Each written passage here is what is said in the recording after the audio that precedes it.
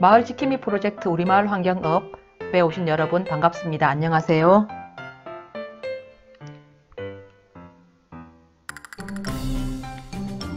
수업을 시작하기 전 우리 함께 마음 챙김으로 몸과 마음을 차분하게 하고 정갈한 마음으로 수업을 시작해 보도록 하겠습니다. 마음 챙김은 선생님을 잘 따라해 보시기 바랍니다. 먼저 가장 편안한 자세로 앉습니다. 그리고 지금 이 순간에 집중하며 눈을 감습니다.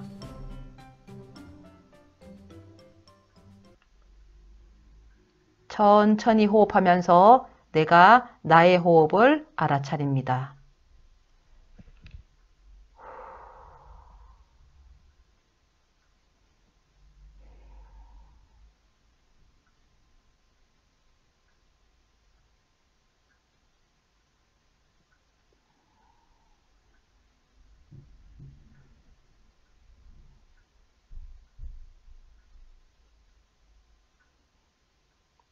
그만. 잘하셨어요. 자주자주 마음 챙김으로 우리의 마음과 정신, 몸을 릴렉스하고 편안한 마음으로 있었으면 좋겠습니다. 자, 저와 함께 오늘 수업 시작해 보도록 하겠습니다. 제가 여러분들을 이름을 모두 다 불러주고 싶은데 우리가 온라인으로 만나잖아요. 온라인으로 만나기 때문에 이름을 일일이 불러줄 수 없어서 저는 오늘 여러분을 돼지, 땅, 넓은 땅인 돼지라는 이름으로 부르도록 하겠습니다. 우리 돼지 친구와 또 우리 여러 분들이 우리 마을 환경 지킬 준비 시작해 볼까요? 자, 저와 함께 출발하도록 하겠습니다. 마을 지킴이 프로젝트 우리 마을 환경업에서 오늘 함께 할 주제는 흙입니다. 흙. 흙을 살리는 마을에 대해서 이야기를 나눠보도록 하겠습니다. 자, 그렇다면 먼저 흙이란 무엇일까요? 흙의 사전적인 의미는 땅 위에 드러난 암석이 잘게 부서져 만들어진 것이라는 뜻을 가지고 있습니다. 지구 표면을 덮고 있는 바위가 부스러져 생긴 가루인 무기물과 동식물에서 생긴 유기물이 섞여서 이루어진 물질, 이것이 바로 흙이고 다르게 얘기하면 토양도 바로 흙이라고 할 수 있습니다. 그렇다면 흙은 어떻게 만들어질까요? 혹시 여러분 이런 노래 알아요? 바위돌 깨뜨려 돌멩이 깨뜨려 자갈돌. 제가 노래를 너무 잘하나요? 이런 노래가 있었답니다. 선생님 어렸을 때는 자주 부르는 노래였는데요. 일단은 흙은 우리가 산을 오를 때 큰 바위와 바위에서 떨어져 나간 작은 돌조각을 쉽게 볼 수 있죠. 이렇게 바위에서 떨어져 나간 돌조각들이 잘게 부서지는 것이 돌멩이가 되겠죠. 또 이 돌멩이들이 또 잘게 부서져서 떨어져 나가면 그것이 바로 자갈돌이 되고 또 이 자갈돌도 잘게 부서지면 우리가 알고 있는 토양, 흙이 되는 겁니다. 바위가 바로 흙이 되어진다는 얘기죠. 그러면은 흙은 얼마 만에 만들어질 수 있을까요? 1년? 10년? 100년? 1000년? 맞아요. 수천 년 이상 걸린다고 합니다. 이렇게 오랜 세월 동안 바위가 돌멩이로, 돌멩이가 자갈돌로, 자갈돌이 우리가 알고 있는 흙으로 변화되는 겁니다. 그런데 궁금한 게 있죠. 그러면 그 큰 바위를 누가 부서뜨리는 걸까요? 바위를 부서뜨리는 것은 무엇일까요? 과학 시간에 배운 친구들도 있을 거예요. 큰 바위는 오랜 시간 동안 계속해서 비를 맞고 바람도 맞고 낮에는 햇빛 때문에 뜨거워졌다가 밤에는 다시 식었다가 이런 과정들을 반복하면은 바위 겉부분이 잘게 쪼개지기 시작해요. 또 식물이 어쩌다 보니 바위 틈에 파고 들어가서 자라면서 바위가 부서지기도 하죠. 이렇게 부서진 바위는 돌과 모래가 되고 또 돌과 모래는 흙이 되는 거죠. 이런 과정을 우리가 풍화작용이라고 합니다. 풍화라고 하죠. 이렇게 소중한 흙, 만약에 흙이 없었다면 어떻게 될까요? 우리가 먹는 밥과 반찬, 입고 있는 옷, 집, 학교 이런 것을 만드는 재료는 모두 다 흙에서 나왔답니다. 당연히 농산물은 흙에서 기르고 옷의 재료도 면화 같은 것도 흙에서 키우겠죠. 그리고 집이나 건물을 지을 때도 재료가 흙이 되는 거죠. 사람뿐 아니라 식물도 흙 속에 양분을 얻고 동물도 흙이나 집에서 얻어 먹고 살아가고 있고 그러니까 흙은 모든 생물체의 터전이 된다고 할 수 있습니다. 그런데 우리가 요즘 보면은 주변에 너무 무분별한 공사로 산과 들이 황폐해지는 경우가 있어요. 흙이 오염되는 경우도 있죠. 이렇게 하면은 안 될 것 같아요. 그렇죠? 우리가 주변에 볼 수 있는 흙은 다양하게 구성되어 있습니다. 일단은 모래가 있겠죠. 그리고 진흙이 있겠고 또 숲속의 흙도 있어요. 다 달라요. 흙은 지구에 사는 모든 생명체에게 중요하고 또 흙은 모두 다 같지 않고 흙은 또 크기가 다 달라요.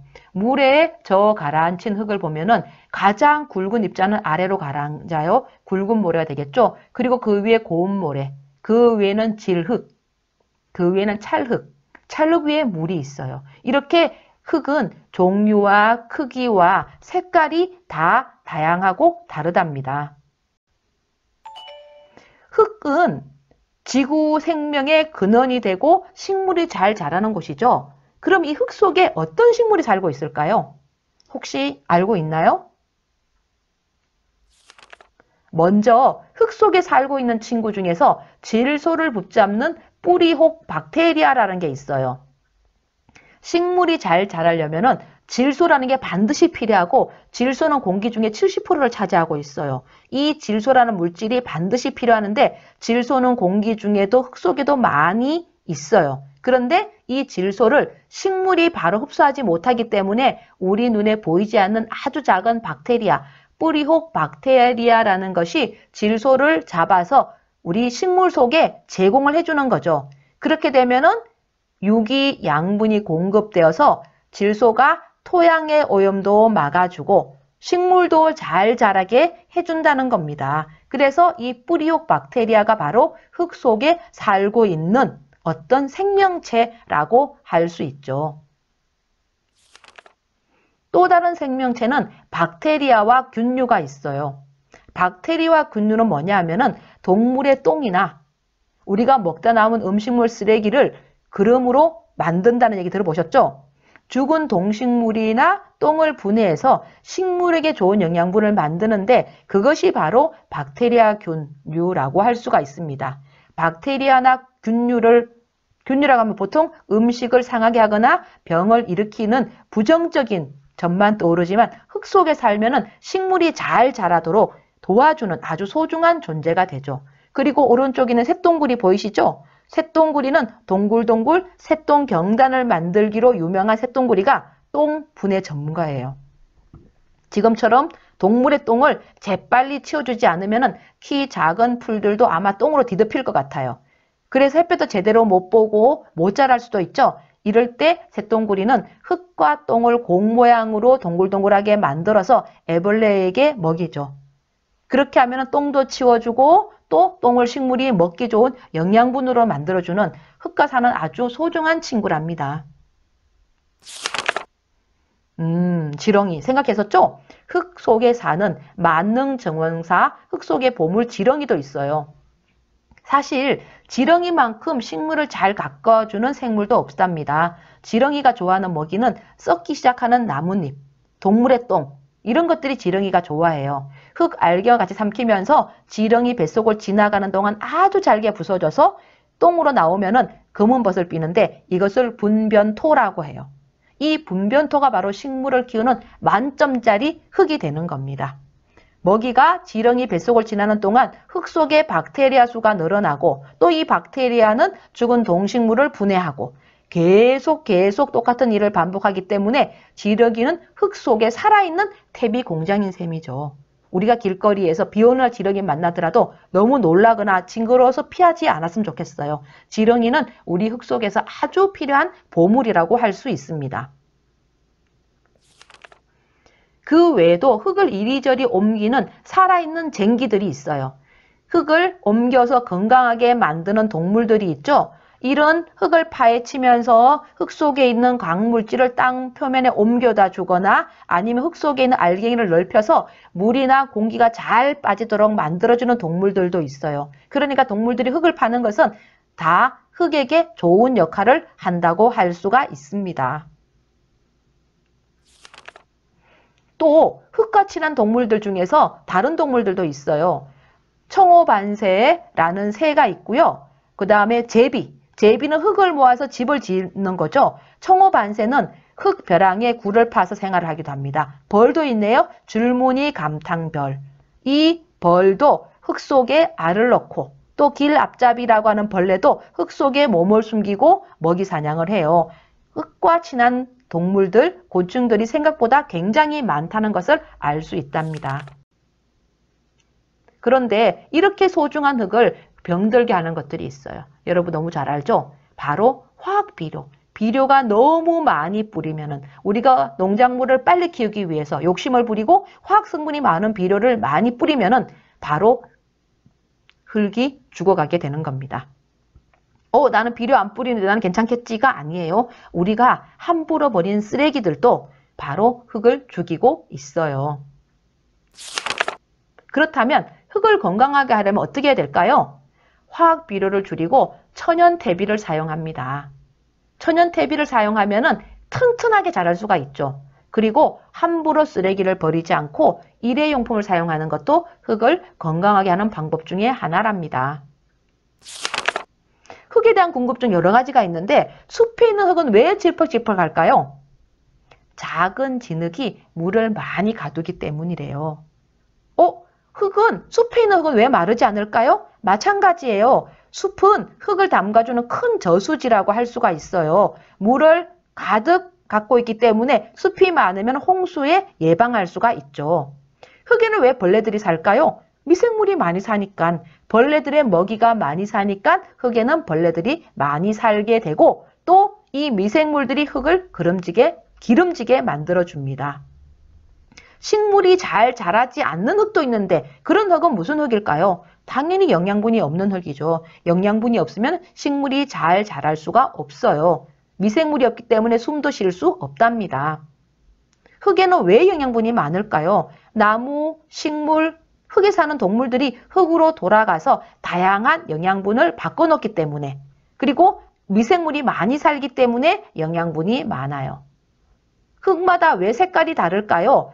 흙은 바위가 부서져서 생긴 가루가 있고 암석 가루가 있고 또 유기물인 흙도 있어요. 우리가 암석 가루인 흙은 무기물 흙이고 동식물의 조직이나 죽은 시체로 썩어 나오는 흙은 유기물인 흙이죠. 그러니까 유기물인 흙과 무기물인 흙이 얼마나 많이 섞였느냐에 따라서 흙의 색깔이 달라집니다. 아주 짙은 흙도 있고 아주 옅은 흙도 있겠죠.